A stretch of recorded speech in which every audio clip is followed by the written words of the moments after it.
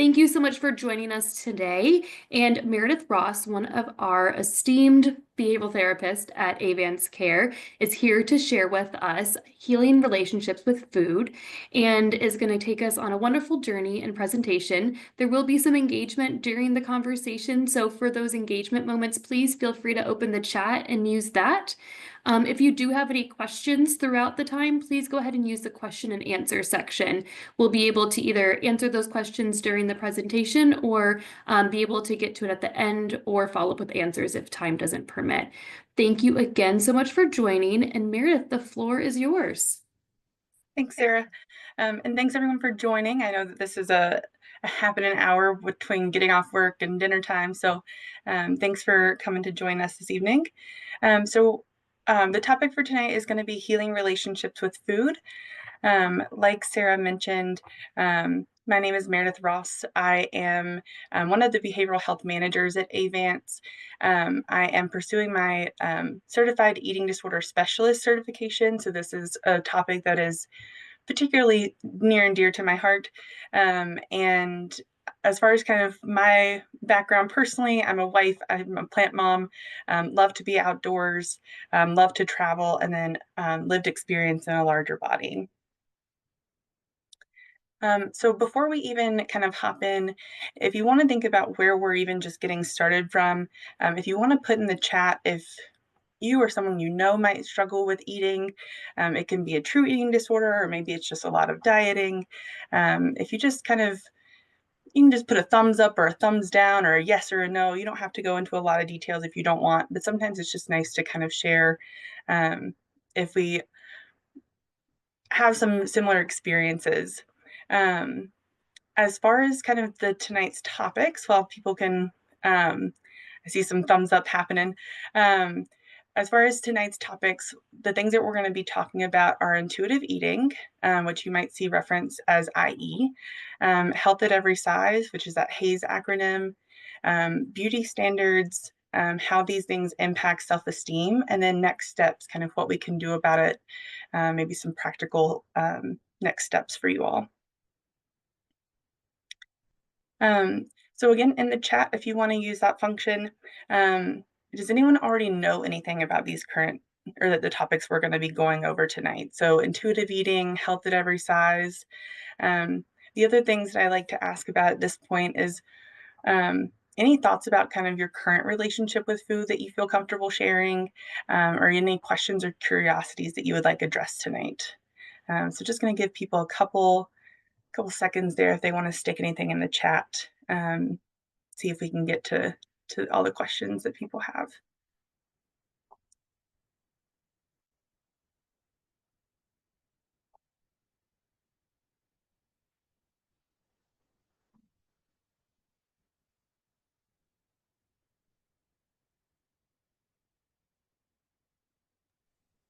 I see the chat's showing disabled. 1 second, and I will try to adjust that for us. I apologize for that.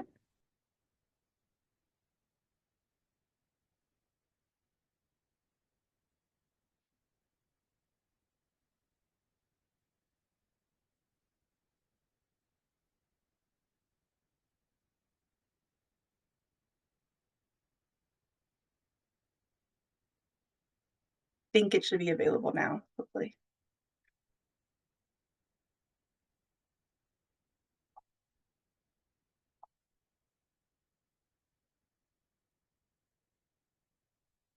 Yes, Anita. So if you would just kind of look at the topics on the screen there. So any knowledge you already know about intuitive eating, any knowledge about health at every size, and then thoughts about your current relationship with food, if you would like to share anything around that, and then questions or curiosities for tonight.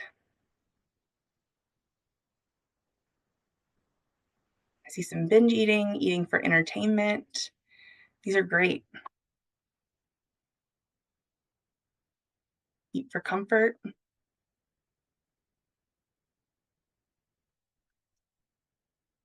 Yeah, thanks everybody for sharing. That's awesome. Read the book Intuitive Eating and loved it. Binge eating, boredom, stress. Looks like losing weight, something to do with hands. Yeah, just something to do when we're bored. Awesome. Well, please continue to use the chat throughout the evening. I'm going to go ahead and flip on over to the next slide, but please feel free to keep adding thoughts in that chat. So, as far as kind of why this is so important, around 9% of the world suffers from eating disorders. There's some new-ish research saying that that number could be closer to 11%, and that's a pretty decent amount. We have 20 people here tonight, so if you think about roughly 10%, at least two of us, and I would say given that we all chose to be here, that might be a little bit skewed, but um, even just the idea of eating for boredom or eating for comfort, kind of why we choose to eat what we eat, binge eating. There can be so many things that are not even eating disorders, but kind of a disordered relationship with food on why we eat. Um, as far as eating disorders, it is the second deadliest mental illness. So when people say, oh, well, she just doesn't eat a lot or she just needs a burger, it's actually quite demeaning to a lot of people that suffer from eating disorders because only opioid deaths are higher. And I think we hear a lot about that in the news, but maybe don't understand really how prevalent eating disorders are and how impactful they can be. I saw in the chat talking about losing weight. Yeah, so almost 45% of people, almost half the world's population, are trying to lose weight at any one time. The weight loss industry is a multi-billion-dollar industry. There's a lot of money put into it, a lot of marketing put into it. I think we probably all have seen the New Year, New You, especially around January, and everyone hits the gym, and it becomes this big thing. And so this really does have an impact on our self-esteem, our health, our overall well-being in terms of what we do to our bodies to try to make changes in the size of our bodies. And so ultimately, tonight we're going to be talking about promoting a positive relationship with food and trying to break down some of those barriers or maybe even food myths that we might have um, out and about in our brains that are hanging out. Um, all right. So on this slide, I just want you to kind of think about it. And again, if you want to put some answers in the chat, feel free. I just want you to look at these two meals, and do you have any gut reactions? Does your brain tell you something about one of these? If you were out with dinner with friends, would you feel like you had to pick one? If you were out to dinner with a parent, would you feel like you had to pick one? If you were out to dinner with your partner, would you feel like you had to pick one? And then do either one of these create negative or positive emotions, opinions, thoughts? So just want to give people a chance to kind of check in with yourself, see where you're at tonight.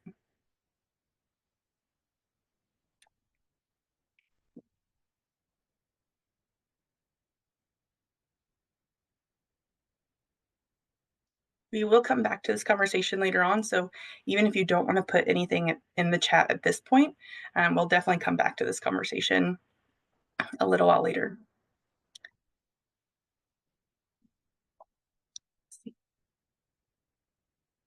Um, yeah, I feel like I want to pick the healthier meal, but would want the burger. Salmon, I think healthy, burger not healthy. I've kicked the hamburgers and fries, too difficult to deal with the guilt. Um, yeah, you guys have some great responses. I think those are pretty common thoughts too when we think about food and how we perceive food. All right. So same thing here, just kind of thinking about food rules you might have. What are they? Why do we have them? Um, Even where did we get them from? Um, so I'll be honest, I grew up in a family that was heavy with dieters. I think everyone in my family, particularly the women, were on a diet at some point, pretty much consistently throughout my childhood and even still now as an adult. And I can tell you that maybe not necessarily a food rule, but a body rule that my grandmother had was if you can pinch an inch, you can lose an inch. And I can't tell you how backwards that now fits in my brain. But I want you to just kind of think about things that you might have heard from a family member, or a friend or things that you've come up with over the years. And think about, like, how do they make you feel? How do they impact your eating? How do they impact your judgment of others? I'm just gonna kind of hang out and think about some food rules for a second.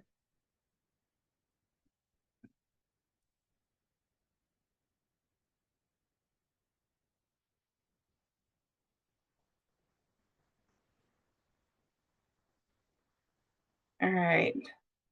Great. Don't waste food. Eat before 9 p.m.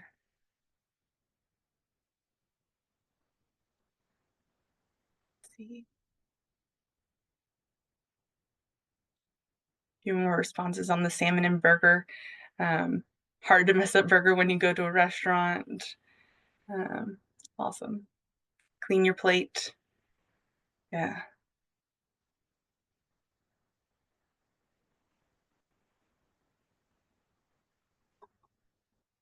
All right. So it sounds like most of us kind of have had food rules, either based on what we would have picked on that previous slide, or what we've been told to clean our plate. Um, I don't know if any of y'all got there's starving kids somewhere in the world, as if they were going to scrape off my leftovers and send it somewhere. But yeah, we all have food rules on how they impact our eating, and they take away us being able to listen to our bodies as far as when we're full or when we're hungry. And so just kind of keep your food rules in mind, and we'll keep chatting. All right. So this first little bit is going to be about intuitive eating. I think someone had said that they had read the intuitive eating book and really enjoyed it. So this will kind of be probably a brief overview for that person. But I really enjoy intuitive eating. Some people say it's kind of like eating like a baby, right? We eat when we're hungry, we don't when we don't, or we don't when we aren't hungry. And that's a very true statement for kind of how it should be. That doesn't mean that as soon as I feel hungry, I go grab a snack, right? If it's 30 minutes till dinner's ready, we as adults are probably going to wait till dinner's ready.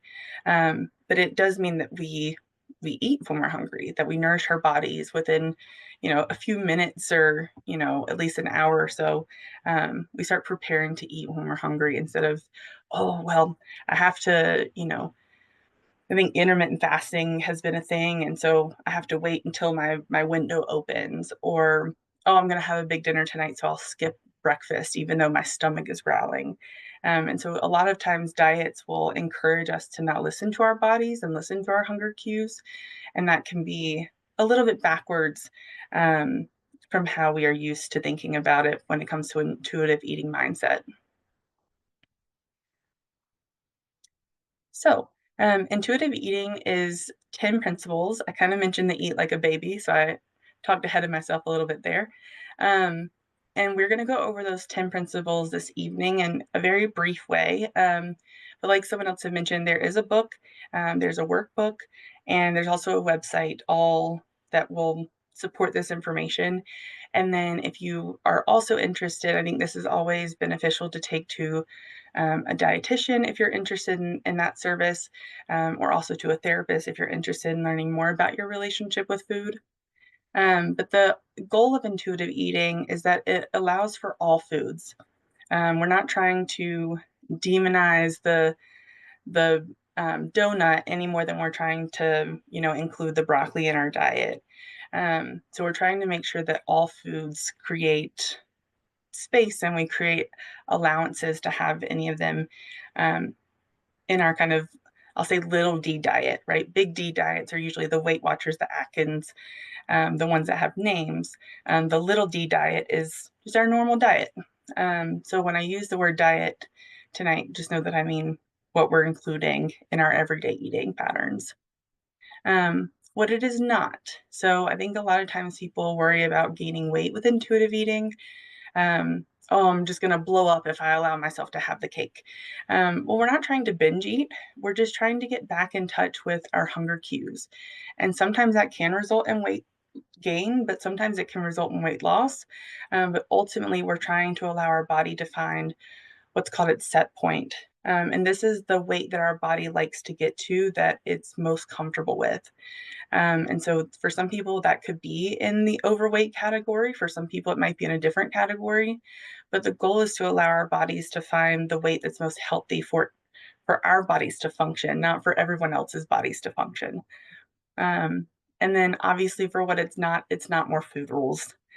These are kind of principles to kind of guide eating, but it's more about getting in touch with your body rather than listening to those external food rules. So the 10 principles of intuitive eating: reject the diet mentality, honor your hunger, make peace with food, challenge the food police, discover the satisfaction factor, feel your fullness, cope with your emotions with kindness, respect your body, exercise, feel the difference, and gentle nutrition. And we'll get into each of those a little bit more. All right.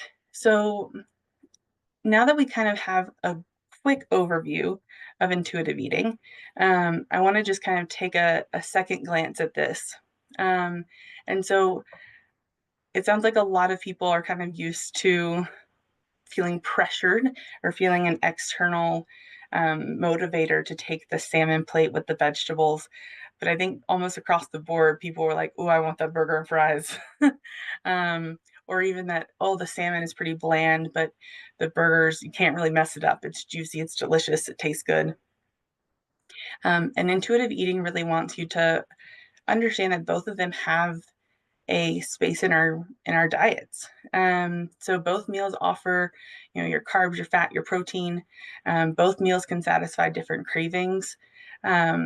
One might be a nice date night, right? Maybe that's the fancy salmon, while the other is a fun night out with friends. But ultimately, both of them can be part of a balanced lifestyle.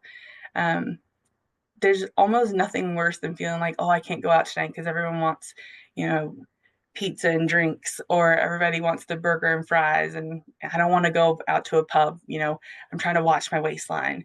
Well, then we start to give up on our like interactions with other people. We start to hinder our friendships if it comes to that.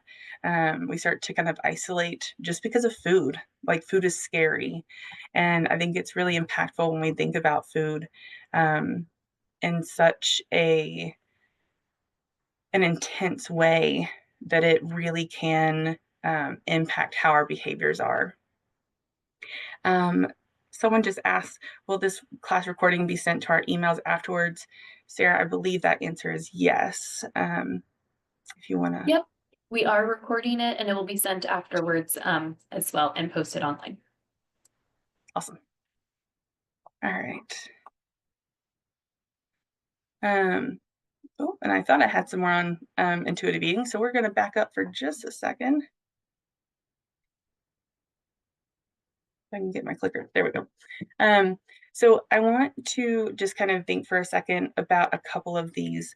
The one that I like to look at, probably, I won't say the most, but one is the exercise. I don't know how many of you have ever been asked, what would it, do you want to go to the gym with me? Right. So we're doing this at the YMCA, which is awesome. And I'm not saying the gym is bad. But how many people have been asked if you want to go to the gym and you have an immediate thought of what that looks like? You hear the weights clanging, you hear, you smell a certain smell in your brain, you have a certain idea of what that looks like. But maybe you want to go to the gym and do Zumba, or maybe today is a walk around the park and just enjoy the fresh air, right? So when we think about even not just eating, but we also want to be very intentional about exercise also being equally as intuitive. And so that's something just to think about too as we go along this PowerPoint, is that it's not just about food, but it's how we do kind of everything in regards to how we control our bodies, which I think is really important. All right. And then we'll go on to the next activity. What does healthy look like? And I absolutely love this picture. Does anyone have any thoughts about what healthy looks like? Which person in this picture is healthy? Which one you would define as healthy? Anyone have any biases or opinions or thoughts? Anything they want to stick in the chat? Or what someone else might call healthy? Sometimes I think we can even get those rules from somebody else.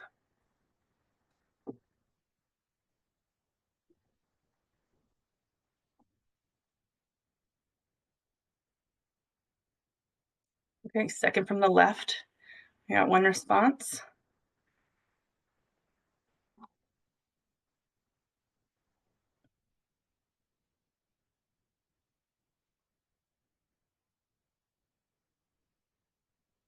Yeah. Um, I really like this picture. There's also a YouTube video that I'll make sure Sarah sends out. I'll give her the link for it too. It's called Poodle Science, and it kind of goes um, along with this. But it's the idea that we can look different as humans and that we can all be healthy. So in this picture, every one of them is an athlete. Every one of them um, is active and exercises and takes care of their body the way that they need to for their sport. And I just really love how we're not all meant to look like chihuahuas. We're not all meant to look like poodles. And so I like this idea of using kind of how we think about dogs and how we wouldn't try to make a poodle a chihuahua or vice versa. We wouldn't try to make a mastiff, a big old dog, into, a little dachshund. And in the same way that humans come in different shapes and sizes, I think that can be really important. Um, so this is just kind of a good example of what body diversity looks like from just kind of a face value, but also that it needs to be celebrated. That all of these women are very strong and active and are awesome competitors, I'm sure. All right. Health at every size. So this is another principle that I really enjoy. And health at every size is the idea that any body, any physical body, is capable of being its healthiest. So that doesn't mean that anybody is just naturally healthy, right? We can have things like autoimmune disorders or genetic predispositions to certain things like high blood pressure or high cholesterol. But any body can be its healthiest. And so even if you are, let's say, in a wheelchair, but you still really enjoy like lifting weights with your arms and trying to be as healthy as you can, right? You may not have the same activity as someone else, but we can still take care of our bodies the same. I have kind of a wonky knee, and so how I might take care of my body may not include jumping jacks, jumping jacks and burpees. It might be going for walks or hikes or enjoying my body in other ways, because that's what's going to keep my body the healthiest it can be. So when we're looking at health at every size, we're talking about how we can minimize diet, minimize that excessive exercise, and also increase intuitive eating and intuitive exercise, to create a body that is healthiest and that we're nourishing and taking care of our bodies in the way that works best for us, as individuals. Um, and then what it also means is that bodies are not automatically healthy. We would love for that to be the truth, but it's not. Um, we know that some people struggle with different health outcomes and different things, but that doesn't mean that that unhealthy factor, that illness or that sickness came because that person was a certain body size. And then I think I missed a word there, but not only is it that, but it's also that not only certain body sizes can be healthy, right? Any body size can be healthy if we take care of it, and do the best we can with what we got. On this one, so same thing. If you guys want to put some things in the chat, um, thinking about beauty standards and how we see people, maybe even how we see ourselves. Um, and then do they impact your eating? Do they impact judgment of others? Um, we're all human. We all have thoughts that pop into our brain. So it's totally fine to admit, like, oh, yeah, I saw that person and I immediately thought, wow, they need to maybe get up and move around a little bit, right? I think that we've been conditioned in our society to have those thoughts pop in, even if we can sit back and say, oof, wait a minute, I wouldn't want someone thinking that about me. But we can kind of have those thoughts sometimes. And so this isn't about like judging ourselves for having thoughts pop in, but I am curious, where did we learn those from? Why do we have those beliefs? I think that's just as important to talk about and to call out, because I think ultimately how we feel about others can then be put on how we feel about ourselves. And that can make a really big difference. Um, so does anyone have any standards that they've heard of? I think as a woman, the one I kind of grew up with was that women should be smaller than their partners if they're in, a straight relationship. Um, and that one was always impactful for me. Like, oh, okay, I got to keep my body smaller than my male peers. Um, so I think we can even have ideas around who deserves to be in relationships together. Um, Beauty standards, I think, can be very impactful.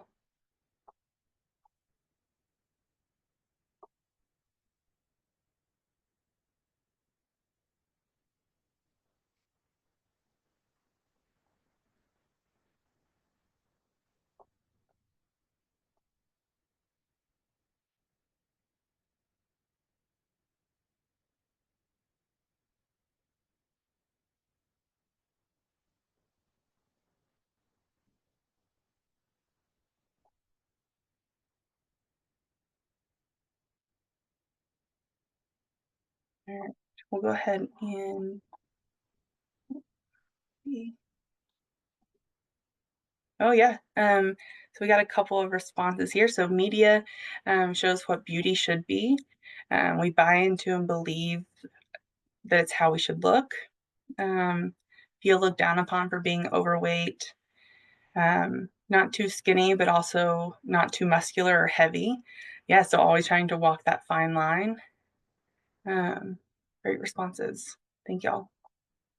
Yeah, so I think beauty standards can be really impactful, and I think that idea of not being too thin, but like also don't want to look manly if you're a woman and not lifting too many weights, or there's a lot of ways that we kind of keep the fine line, um, that makes it almost impossible for anyone to actually feel beautiful, because we're constantly measuring ourselves against this invisible invisible measuring tape, and that can be very, very exhausting. um, I also grew up in the era of Paris Hilton and Nicole Richie. I don't know if anyone else is around my same age, but even I think to prior generations, about the Suzanne Summers and the Thigh Masters, and all the different things that just impact how people see themselves and what people feel like they need to look like to be pretty or popular or whatever, right? So, and those people have very different bodies than what most of us have, and it's totally fine for them to have those bodies, just like it's totally fine for other people to have different sized bodies. But it can feel very overwhelming when um, bodies don't look the same as what is popular. Um, and with that, I think it goes along with fashion trends. Again, I grew up with low rise jeans, and I think that they fit some people's body types, but they didn't fit other people's body types. And so, even how fashion standards and things like that impact beauty standards, there's a lot of overlap. Genetics. So going back to that idea around poodle science, but also looking at the lovely girls that have a different variety of weights and bodies. We naturally are meant to look different. We're naturally meant to be different and to offer diversity to the world, and that's meant to be beautiful. Even though a lot of times we want to be normal on the BMI scale, or we want to shop in the normal size clothing instead of the plus size stores, depending on our body size. Even for men, we want to, I think there's a pressure to shop in the regular size clothing instead of the big and tall sections. But ultimately, we're not all meant to be the same. So, how we hold weight, our body shape can be really impactful. Our metabolisms might all be different. Our body shape, size, our height, our foot size, everything might look different on each person, even down to allergies. I love peanut butter, but peanut butter may cause you to grab an EpiPen. So our genetics impact a lot of things that require us to take care of our bodies differently. And that's where that intuitive eating comes back into play. Um, because I may be able to include something that takes care of my body, like peanut butter, but you may not be able to. Um, and then physical capabilities. I'm not a sprinter, but I'm pretty strong. And so I might not be fast, but I might be able to do something that someone else can't. And so we all have to kind of find what works for us and how we can offer back to this beautiful world our little piece of diversity.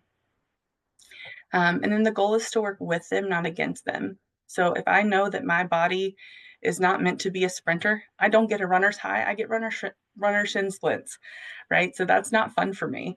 Um, but I enjoy hiking. I enjoy getting outside. I enjoy using our kayaks in the summer. I like doing other things that take care of my body that don't require me to be in pain. And I think that's a lot of times we try to do the coolest workout, or do the next thing that is in the news or marketed towards us. But not all genetics are meant to do all programs or all movements. We're meant to find things that work with our bodies. All right. And then as far as how it can impact relationship with food, um, so obviously if we have genetics that put us into a larger body category, um, and it doesn't even have to be a larger body. I think that having done this work for long enough, I think food guilt really runs the spectrum of body sizes. And so it can be that we feel unworthy to eat, that we feel unworthy to take care of our bodies the way that we should, right? Listening to our hunger cues, things like that. Trying to achieve beauty standards that our bodies are not going to necessarily fit in. I will never be blonde hair, blue eyed, right? So if there's a beauty standard out there, that's not going to be me. And that's lovely for people who are, but that's how we have to kind of work with our genetics and understand that we're not all going to need the same type of food, the same amount of food, the same type of exercise, etc. Chronic dieting can be another big one. Um, I don't know if anyone grew up with a friend in, high school or middle school that it felt like they were just a bottomless pit. They could just put it away. And I'm like, I'm not even that hungry. And their body size would still look very different than my body size. Well, their genetics are different. Their metabolism is different. Maybe their, energy levels are different. And so that can then result in people feeling like, oh, well, if they can eat that and look at an X body type, oh, I should also try to slim down or change my body or um, improve in some way. Impacts on body movement, right? So we can try to over exercise to compensate for eating, or maybe we feel guilty and it can cause depression or anxiety and we feel unmotivated to move. Or like I mentioned, we can try to move in a way that makes our body hurt and then we don't want to move. And then having to earn food. So I need to exercise enough to be able to have that burger tonight at dinner instead of ordering the salmon. Um, just kind of a little snippet for kids, and I think that these can be equally as beneficial to adults. Can be things like understanding your feeding style. Are you someone who likes to eat with your fingers? Do you want the French fries and the chicken nuggets? Um, do you want to eat things like carrot sticks, right? We can do a lot of things if we think about how we like our feeding style. It can also be, are you a 3 meal a day person, or do you want to eat maybe 5 smaller meals or 3 meals and 2 snacks or something like that? So whatever is going to fit someone's feeding style is very important. Building kitchen skills is very important. So being able to cook, being able to get in the kitchen and feel comfortable with it, learning how to make different things taste flavorful. Um, and then highlight internal qualities. We all do something well. We all have strengths. We all are way more than what our bodies are.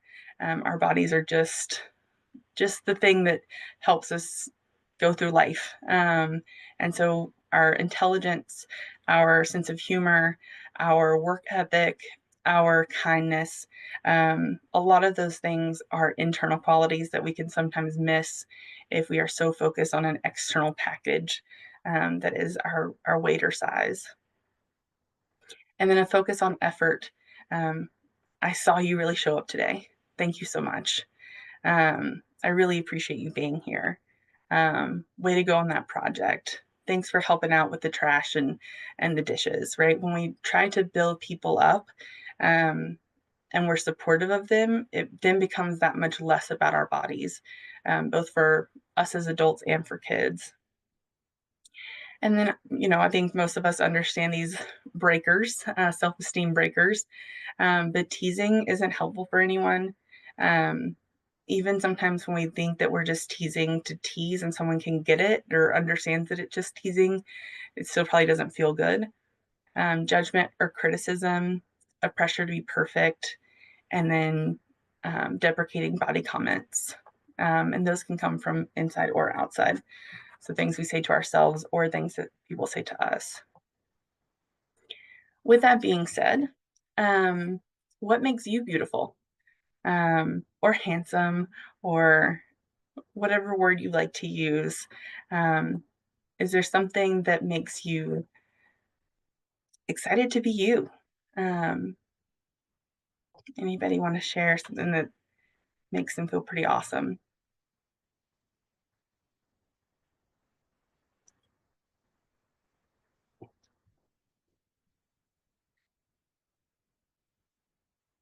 We have my whimsical creative side. I love it.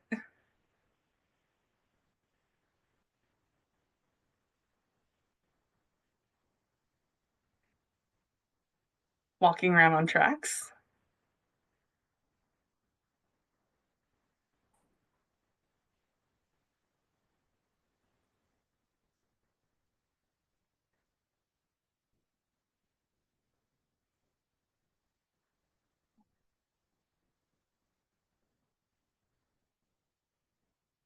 Anybody else have a fun hobby they want to share? Um, Maybe it's the way you dance in the car, sing in the shower. Anybody else have a fun thing that makes them feel beautiful? Playing the ukulele. That's amazing. I square dance.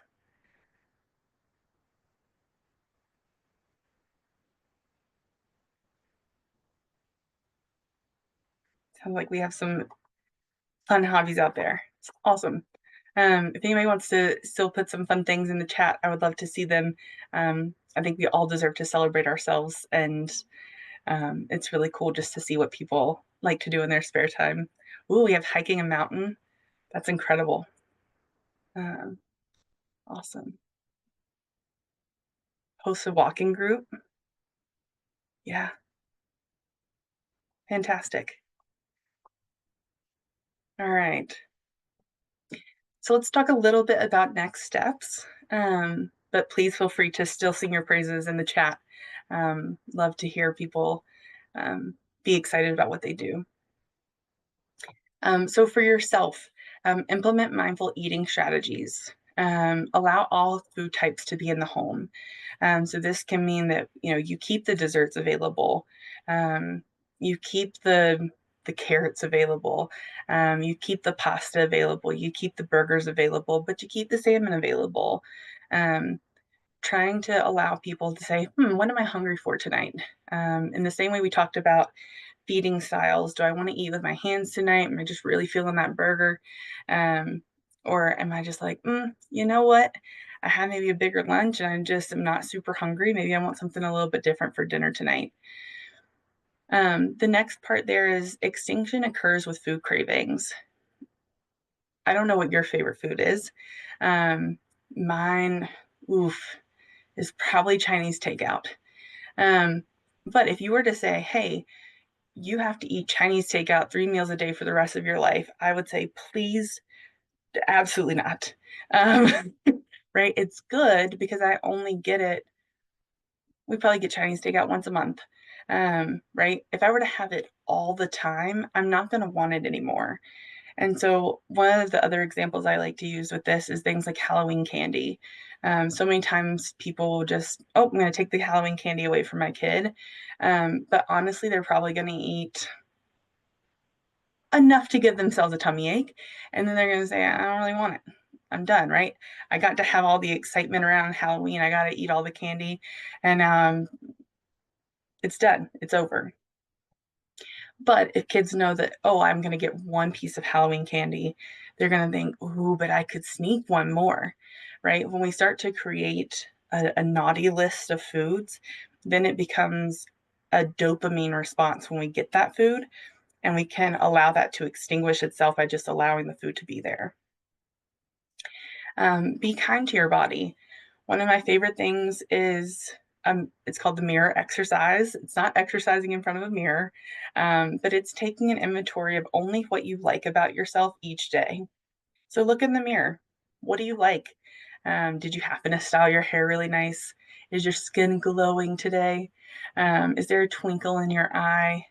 Did you get really excited? Do your arms just look particularly nice? Did you put together a beautiful outfit?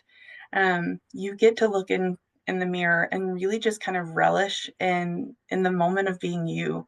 And I think that can be a really cool way, even if um, even if there is something we may not like about ourselves. I think it can be really helpful to even just take an inventory of maybe the one thing we can find that day. Um, Intuitive movement. So we want to do things like stretch, move, wiggle. Not everything has to be a super intense workout. We can do things that just make our bodies feel good because they make our bodies feel good. Um, the next one is set limitations as needed around others. And this can be things like limiting comment on other people's bodies or food, provide non-body compliments and encourage them in return. It's so good to see you. Oh my gosh, you're glowing. Um, I'm so glad just to be around you today. Thank you so much for coming to visit. Right? We can give really cool non-body comments or compliments. Um, it's great that you came home for the holidays. I'm so excited you're here. Please tell me all about what you've been up to. How's work? How's school? How's pets? Right? We can engage in conversation with people without saying, "Oh, you look like you've lost so much weight this year." Um, I think about the holidays a lot when when that one comes up, but I will say that being able to find non-body compliments can be very, very impactful for people. Um, and then I did see one question. Um, Going back, it looks like to extinction occurs with food cravings. And someone asked about binge eating. I never get satisfied. That's a great question. So this is one where I would probably encourage you, if this is something that you also struggle with. It looks like that question was just to came through to me and Sarah. So if it is something that you struggle with binge eating, without getting into like super therapeutic things in a group environment, one, I would say it's probably worth investigating with a therapist and a dietitian if you're interested. But two, I would also want to know relationship with food. Does it feel like foods are off limits? Have you been in a chronic dieting spiral most of your life? Does food not feel safe? There's kind of a lot of things when it comes to binge eating that is probably a little bit deeper than just I'm trying to extinguish based on one food. It's not just the ice cream I'm having a craving for, it's kind of everything that I'm having a craving for. Um, Again, I one of the reasons this topic is super meaningful to me is I grew up with a mom that lived in a larger body than my dad did, and she would hide food behind the couch after she ate it. If she like wasn't done with it, or if it was trash and she wanted to take it out without being seen. And sometimes that can, in and of itself, can create binging because, oh, I need to eat it all before someone gets home, or I need to eat in the car so no one sees, how many McDonald's burgers I ordered, or I don't know if I feel comfortable eating around my partner or my kids. So I'm going to eat so much more before I get home. So then I only feel like I eat the normal amount in front of them. And so then it makes me more comfortable. So there's a lot of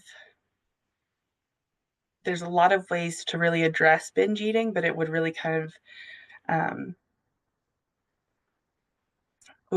determine or be determined based on kind of what the prompting event for your body is. So I hope that was helpful about binge eating, but that's a very nuanced question. But would love to chat more.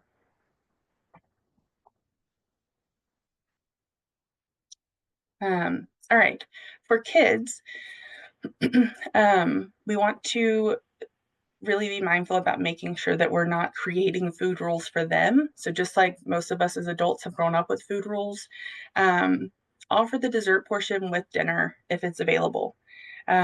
Most kids are going to want more than a brownie for dinner. So if you put the brownie on the plate, they're probably going to eat the brownie first, but then they'll likely kind of pick at their other food and eventually get full. And so by the time they're actually done, they're likely just going to have been done. And then when they go over to the friend's house for a birthday party, they may not feel like they want to eat, 2, 3, and 4 slices of cake or be like, ooh, cake, because mom, dad, whoever has given them cake, brownie, cookie, just like it's part of their meal. So they're like, oh, okay, I'm going to eat the cake and then I'm going to be done because I'm going to get cake tomorrow. And so it creates that a little bit of extinction just in kids already and teaches them that, yeah, we can have the cookie has just as much of a spot on the plate as the broccoli does.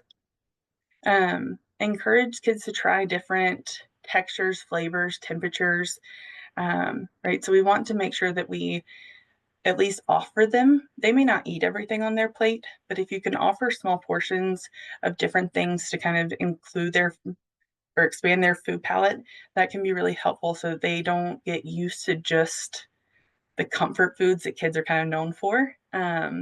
So offer, if your kid really loves the chicken nuggets and french fries, offer the chicken nuggets and french fries, but maybe add a piece of broccoli. See if they'll eat it. You don't have to offer them just broccoli and then get mad at them because they didn't just eat the broccoli. Try to make sure that they have what they like and then also kind of expand their food palette with a couple extra things. The next one is food neutrality.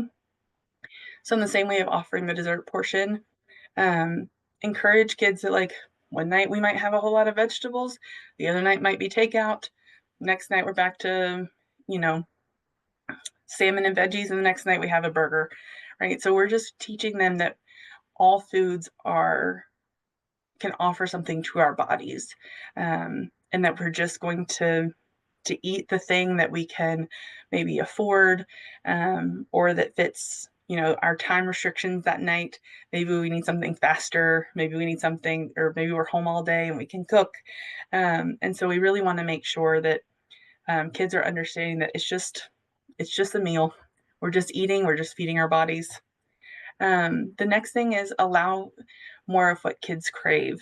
So even though kids really probably like the sugary foods or the cool foods, the hot dogs, the chicken nuggets, we really want to make sure that they're having access to whatever is going to make them feel comfortable and not create a sense of um, specialty, right? It's that food. Oh, I finally get to have that food, whatever that is. They will eventually get bored, just like I would with my Chinese takeout. So we want to make sure that we aren't encouraging binging. We're promoting food freedom. Um, oh, I'm feeling a little bloated today. Maybe I want some broccoli. Oh, I'm not feeling so bloated today, and my friends are going out for burgers, right? And so we can have both, and um, we can learn how our body responds to foods. Um, One of the good example is that Starbucks does like free drinks on your birthday, and even kids can get them. And a lot of kids will go for like the frappuccinos that are kind of sugary, and they'll want the biggest one, and then they'll get about halfway through it, and they're like, "Oh, I can't do it anymore." Um, kids tend to just kind of burn themselves out. They like the big thing because it feels really important. Feels like they got to be an adult with the adult size beverage. But then, they get started on it and they're like, my stomach hurts. I don't really want this anymore. And then they learn how to moderate that, right? Oh, if I had that whole thing, I'm probably not going to feel great, but I do still want the Frappuccino. So I might just get a tall or a grande. And so that's kind of how kids learn to moderate their intake based on an intuitive principle of what makes my body feel good, what tastes good to me, and how do I want to feel today? What do I have the capacity for? Right? I'm going home and going to bed after this. It doesn't really matter if I eat a big meal. I'm gonna go home and pass out anyways. Oh, I have to run track at practice after this. Probably not going to eat as much. So kids are pretty good at understanding what they need to do to help their bodies feel the way they need to feel. Um, and then interrupt negative comments about their bodies or their peers. So the same thing that we want to be really intentional in how we greet people. We can do the same thing for kids. Hey kiddo, it looks like you had a great day at school. You're smiling, you're having a good time. How was it? Instead of, hey, what'd you have for lunch today?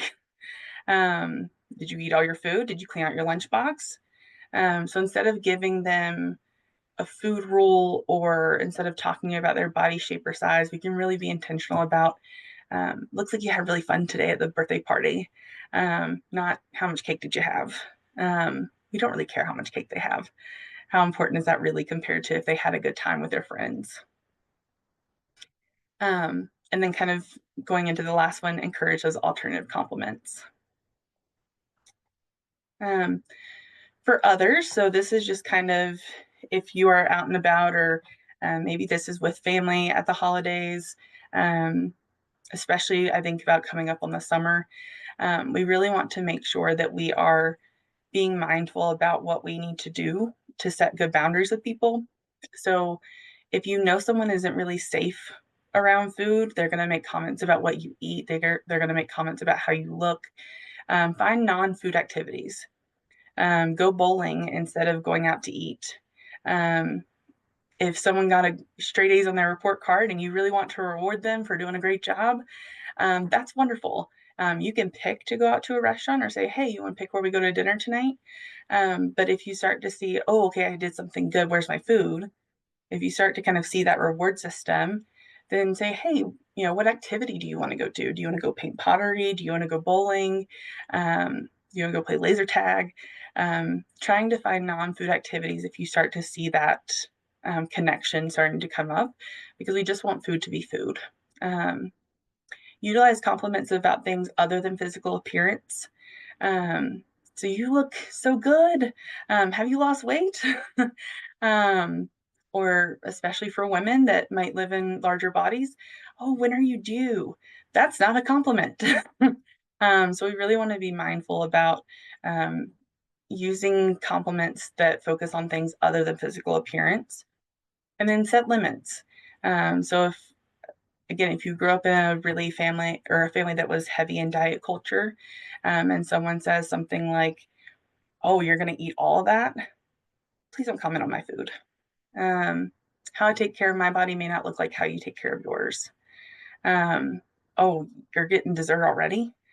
Yep, that's what I wanted. Um, so it can be really helpful to set limits around what other people say about what's on your plate, or how you're taking care of your body. There's a list of kind of some quick resources here, and these will be in the PowerPoint when Sarah sends it out. My email is also there if you are interested in reaching out. Would love to hear from people um, if you have any questions. And then at Avance Care, just a couple of options if you're interested. We do have Hazeline therapists and dietitians. We have implemented an eating disorder policy across our sites. So if you would like to not get weighed, or if you would like to have a blind weight, if that's very triggering for you when you come to an office, you're allowed to ask for those things. And we also have practice champions for weight inclusive healthcare, primarily in our Chapel Hill office or South Chapel Hill office with Dr. Metz and Brittany Norwood. And then we have also developed an intuitive eating and self-care group. The second round of that for this year should run in the fall. So we would love for people to reach out if they would like to join and have more information than just kind of an hour slide here. You can take a quick picture of the QR code if you would like to learn more about the Avance Care behavioral health services. I'll give everybody a chance to grab that if they would like. I believe we have, yes. I will leave this one up as a quick survey if you have any feedback about the webinar, but if anyone has any questions, as we have a few minutes left, if anybody has any questions or comments, would love to answer those as people. Yes. So we have one person ask about the self-care group. I will make sure to send Sarah the link for that as well. So when she sends out the PowerPoint, the like info or interest page, I'll make sure that she sends that out too, so you can sign up to be notified of the next round of that one.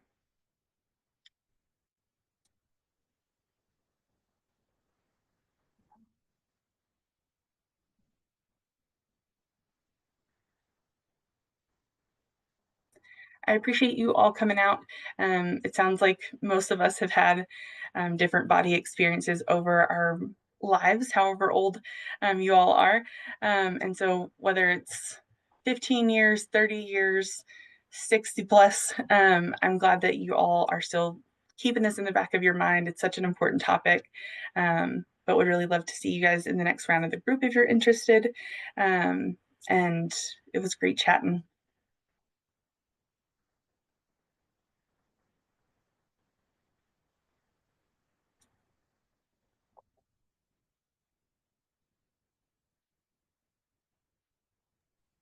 Awesome job, Meredith. Thank you so much. And thank you everyone for participating. We will send that follow-up email. If you can do the survey, there's a spot for you to be able to suggest any other topics that might be of interest to you. We'd love to be able to offer those. So thank you again, Meredith, and thank you for participating today.